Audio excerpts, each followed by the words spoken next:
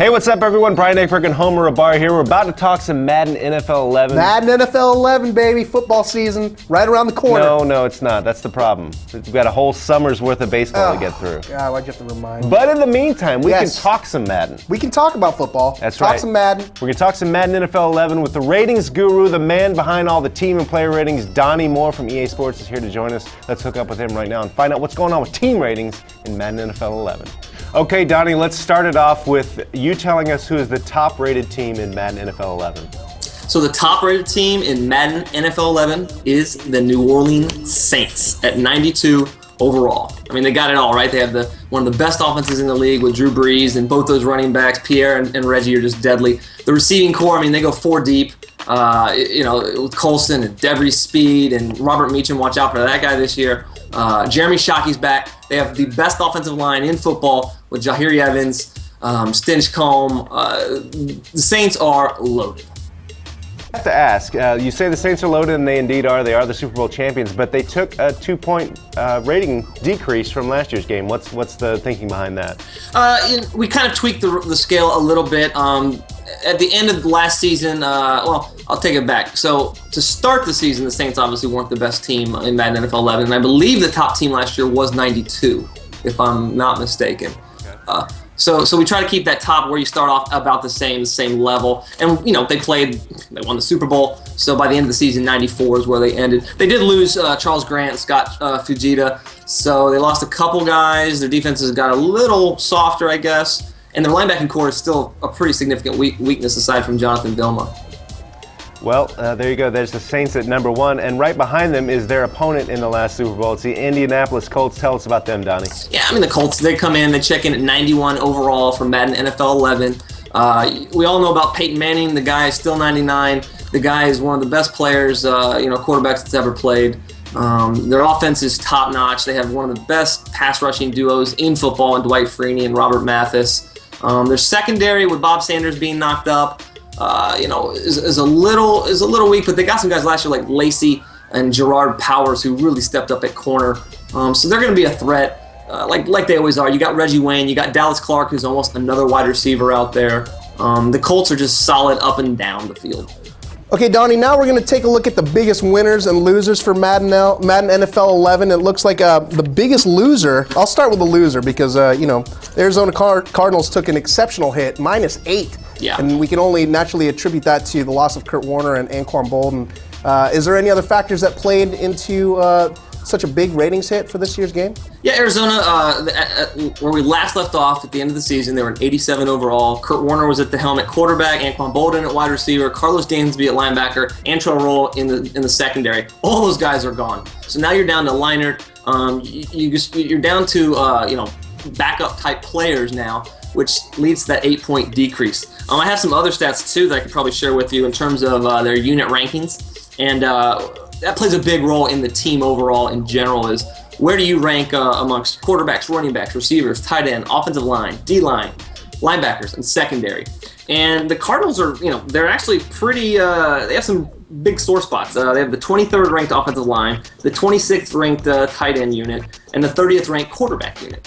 So, with those types of things, on top of losing Dansby, as your signal caller on defense, it's just a big dip. They still have Fitzgerald, and you got guys like Breston and Early Doucette who should pick it up. But I think they're going to have some work to do. Lucky they're in probably the league's worst division. Now, talking about the biggest come-up now, we're looking at the Washington Redskins, and, you have them up 6 points from a 70 in NFL 10 to 76. Now, is that attributed to Donovan McNabb making the roster? That's probably about 4 points of it, if I had to guess. That's a huge upgrade for a team like Washington to get a guy that's very consistent. He's in the 90s, so the guy he's an elite player still at this point in his career. They also made some, they got Trent Williams on the offensive line. They come in with a very deep backfield, probably no stars, and it looks like a 2004 fantasy football team with Clinton Portis and Larry Johnson and Willie Parker. But all those guys are still good. They're still rated, Parker's, I think, into the 70s, but the other two guys are still in the 80s, so they got a good, solid running back unit. They have a really good linebacking unit with London Fletcher and a Rock Poe who's progressing really nicely in the game. So the Washington, because they start at 70, it's easier to get a boost up too as well. So the Redskins are going to be right there in the thick of it in the NFC East this year. All right, we should also point out that if we're not going to get through the entire list in this segment, but if you want to see the entire list, you can go to the sports blog at GameSpot.com. Just go to the front page and click the sports link, and you'll get to this story where we're showing the entire list top to bottom and even organized by division. So, Donnie, before we wrap this up, we want to ask you a couple questions about our favorite teams, Homer and I. I'm a big Chicago Bears fan, so let's start off with the Bears. Right. What do we have? We have the Bears moving up 2 points from a 75 to a 77 overall. Yeah, they're still in probably the middle tier of NFL teams as far as Madden goes, but adding a guy like Julius Peppers, adding a guy like Chester Taylor to your backfield, those are the two big upgrades for the Bears, and that's why they're showing up a couple points ahead. Cutler's still checking in the low to middle 80s, so great arm, but just accuracy still and awareness still needs some improvement there to become an elite guy again, like he was maybe a couple years back. Absolutely. All right, Homer. All right, so the big question that I have, obviously, is the Oakland Raiders made a huge effort to change the vibe in the locker room and got rid of probably the worst bust in NFL history, Jamarcus Russell.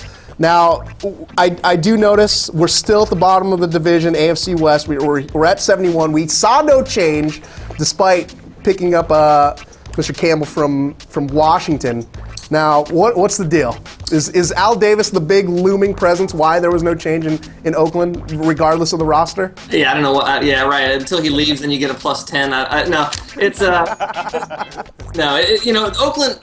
Oakland is a great video game team, right? Because Al Davis likes to build his team based on speed, and speed is a great equalizer in the video game world. But this year we have acceleration, agility, playing a much larger role in terms of with our new locomotion features. So you might not quite see the Oakland being as good as they have been in years past. So you're right, you got Campbell, so you get like about a 16, 17 point boost from Gradkowski. Russell's wasn't the starter, so Gradkowski at the end of the year was your guy. He's rated better. So you get a big boost there. You lose guys like you lose like Kirk Morrison. That's a little bit of a loss. You get McLean, so you lose a few points there, and you got a lot of upside for franchise mode. Everybody grab that guy in your in your franchise modes. He's going to progress really nicely. But Oakland's problem is they're not really elite anywhere. So I'm looking at their unit rankings. They have the 30th ranked running back unit, the 30th ranked wide receiver unit. And then you got like the 24th offensive line, the 21st defensive line, the 20th linebacker, and then the 14th best secondary. And the way we calculate that is like we took units, their top 6 players in the defensive secondary. So it was regardless, top 4 corners and then your safeties. So Oakland's a team. All right, well, we got some work to do. Yeah. We definitely have some work to do. I wouldn't be picking them this year. I like Kansas City, to be honest with you, better than Oakland. As far as bottom rung AFC West teams go. All right. Well, Donnie, thank you so much. I know these people take these ratings seriously, and we do too. We appreciate your time, Donnie. Thanks so much. We're looking forward to Madden. When's it coming out? Madden NFL 11, August 10th, 2010, in stores everywhere. There you go, Donnie. Thank you so much for your time. Nice talking to you guys. Well, there you go. That's a look at the team ratings in Madden NFL. I think Donnie Moore probably has the best job in video games. Yes, arguably. He gets to watch football, yes, talk about football all day long, think about football all day long. Play a video game about football. And then play Madden all day long. Yeah, what a it. game. So you're surprised about your Raiders or what? I'm a little disappointed, obviously, because, I thought we had a good draft, but, they're all rookies. Yeah. We're rebuilding. Yeah. Whole new philosophy. You're rebuilding under Al Davis. Actually, no change is actually being really fair, being really generous. And you know what? These ratings change throughout the season, so if they have a good season, you never know what'll happen. Exactly, but that about does it for the Madden NFL team ratings reveal. On with the rest of the show.